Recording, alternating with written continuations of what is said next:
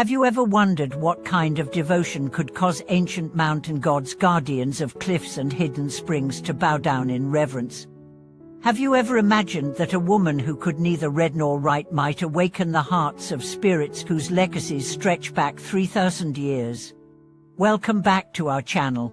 I'm your host, and today we'll explore two astonishing truths. First, that sincerity of heart holds power far beyond learned rituals, and second, that pure intention aligned with compassionate conduct can awaken protectors whose roots lie deep in the earth's memory.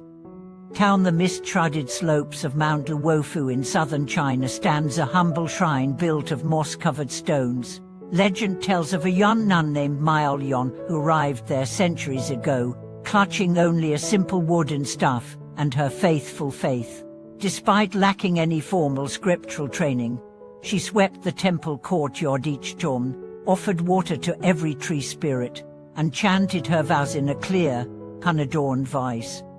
Villagers watched in bewilderment as the wine stilled at her presence and the mountain deer gathered quietly at her feet. One night, a violent storm swept through the valley, tearing roofs from huts and snapping ancient pines like twigs. Lightning illuminated the sky in flashes violent enough to blind any onlooker. Fearing for the shrine's precious relics, Millennia knelt in the courtyard and struck her staff against the ground, calling out to the mountain spirits with all her heart, "Protect this sacred place, and all who seek refuge here." As thunder roared, heavy boulders shifted on the slope above but came to rest mere inches from the cliff's edge instead of crashing down, a miracle that stunned the villagers at dawn. They found her serene in prayer, rainwater glistening on her robes, and they knew that something extraordinary had occurred. News of the event spread, and pilgrims began to climb the winding trails to witness the nun's devotion. Some came expecting grand sermons, but Millennia spoke only of kindness, offering her simple bowl of rice to any hungry traveler and her cheerful smile to those weighed down by grief. Over time, gifts appeared at the shrine overnight: statuettes carved by unknown hands, strands of wildflowers laid atop the altar, and fresh spring water flowing from a new cleft in the rocks. Each token was seen as a message from the mountain spirits themselves, testament to the nun's unpretentious practice. More remarkable still was the story of the hermit poet who lived in a grotto below the shrine. Deaf for most of his life, she could perceive only the gentle street vibrations of sound. One evening, as Millennia chanted her vow in low tones, the hermit reported feeling a warmth in his chest and a faint melody weaving through the air. Moved beyond measure, he composed an ode to the mountain deities, describing how the earth itself had opened its heart to human humility. Though he never regained hearing, the poem traveled far and wide, inspiring artists and storytellers to retell the nun's devotion across continents. Scholars who later studied local records found no evidence of formal teachings or doctrinal debates at Mount Luofu during Millennia's time. Instead, they uncovered a continuous oral tradition of heartfelt practice, offerings of simple food, the uncluttered repetition of a single vow, and compassionate care for all living beings. These elements, when woven together, formed a tapestry of devotion that resonated with spirits who respond not to learned words but to the purity of living kindness. Over the centuries, every new temple built on the mountain carries a silent tribute to Millennia's legacy. Pilgrims sense that the ancient guardians once worshipped through elaborate rites now bow most readily to humble service and genuine warmth. Guides recount how statues of mountain gods shed dew only on days when visitors perform acts of charity in her name, as if the spirits themselves bless the merit generated by compassion. Even in our modern era, when rational minds often dismiss such phenomena, environmental scientists studying microclimates on Mount Luofu have observed inexplicable patterns of airflow and moisture retention around the old shrine. Weather instruments record calmer breezes and high humidity exactly within the area Millennia once tended, suggesting that the landscape itself remembers the energy imprinted by sincere devotion. Some researchers tentatively propose that collective intention may leave subtle physical traces over long spans of time, an idea Mao Yan would have expressed when the heart is true, even stone and sky reply. This story challenges our assumptions about what it means to lead a spiritual life. Literacy and scholarship are tools that open many doors, but they are not prerequisites for touching the sacred. A Siskel vow, spoken with unwavering dedication and enacted through daily kindness, can awaken protectors both seen and unseen. In this way, the illiterate nun became a bridge between humanity and the mountain spirits, showing that the truest language of devotion is kindness in action. As you reflect on this tale, consider the unseen guardians in your own life, natural forces, ancestral guides, or simple goodwill surrounding your path. How might your own sincere actions, helping a neighbor, honoring the earth, or offering a listening ear awaken protective energies that sustain and guide you? When we act from pure intention, we create a living legacy that endures far beyond the limitations of words or texts.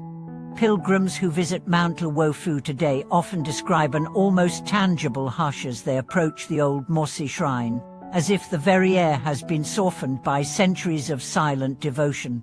Some speak of glimpsing faint outlines of figures in the morning mist, perhaps the mountain spirits themselves, bowing in gratitude, while others report that birds alight on their outstretched hands, emboldened by the gentle energy that still lingers.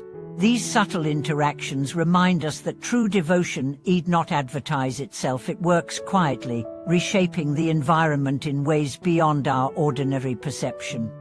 Local healers credit the shrine's atmosphere with alleviating ailments both physical and emotional. They bring those suffering from chronic pain or spiritual despair to kneel before the altar, encouraging them simply to witness the way Maya Lion's simple bowl and stuff remains so beautifully unadorned.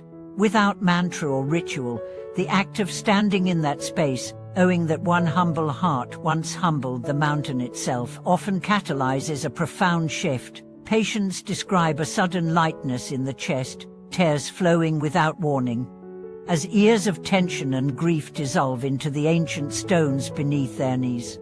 When afternoon sunbeams slip through the canopy to illuminate the shrine's worn steps, artists set up their easels and sketch the interplay of light and shadow. Painters and photographers alike are drawn not only to the landscape's grandeur, but to the invitation embedded in its stones, to see the sacred in the simple. Workshops held there focus on learning to observe without judgment, to capture the world as it is, rather than as one wishes it to be, echoing the nun's own practice of honest presence. In recent years, environmental groups have partnered with local monasteries to restore eroded trails and replant native trees around the shrine. Volunteers, inspired by Maya Lion's example, work barefoot in the soul to symbolize humility and solidarity with the land. As they sow saplings and clear invasive species, they recite an aspiration: may these roots grow steadfastly as compassion in every heart. The result is a flourishing understory of ferns and wildflowers, each sprout a living testament to the vow that genuine care, however small, can regenerate whole ecosystems. Scholars examining oral histories across South China have noted similar legends of unschooled practitioners whose devotion awakened local deities. In each account, the common thread is authenticity. No matter how elaborate the temple architecture or how learned the ritual texts, it was always the simplest expression of kindness that elicited the deity's favor. These stories challenge the notion that spirituality demands complexity. Instead, they point toward a path of grounded, accessible practice open to anyone with a sincere heart. In our own lives, we can mirror Maya Lion's example by tending to whatever shrine we encounter each day: our families, workplaces, communities, and the natural world. We need not kneel at Upper Mount, and a compost pile in the backyard can become an altar of renewal if approached with gratitude for the cycle of life it represents. A quiet word of encouragement to a colleague can serve as an offering more powerful than any ornate ritual. In every act of simple kindness, we echo the potency of that illiterate nun whose faith moved stones and summoned unseen guardians.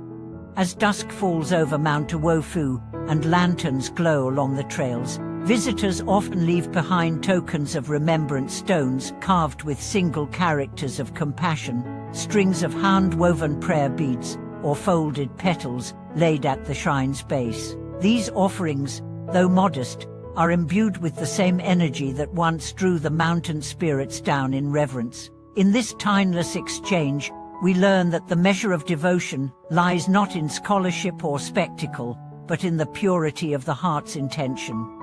May you carry this lesson into your daily life, that sincerity and compassion, expressed in the simplest of gestures, possess the power to awaken both human and spirit.